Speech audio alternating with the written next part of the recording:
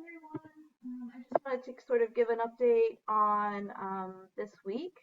So we're in week 3. The presentations that you'll see linked in this message highlight the second part of the History of an English Learner presentation that we started on Monday.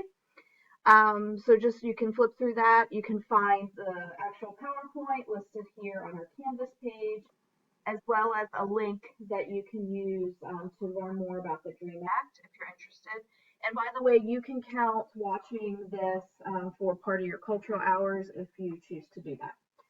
Just as a reminder, you have a terminology quiz that's due tonight at midnight. So make sure that you take that. I will not open the quiz tomorrow if you forget to take it. So just know that it's due tonight. For Friday, come to class having read and looked at the PA state guidelines for English learners. And you can find the link right here under Friday's heading there. And we're going to do a group work project looking at the PA guidelines. So I would like for you to have just read over it once. And you can ignore the last sections that talk about school funding and some of the other bits of information that are more useful for like building principals or superintendents. So just focus on the teacher side of it.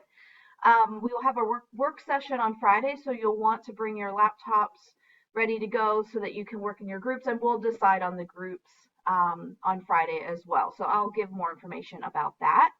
And then some of the additional resources that I want to point out, some of the links here really do connect to what we're talking about this week. And feel free to look at any of these links, and you might use some of the links also on Friday. All right, so that's all I want to say in terms of housekeeping items.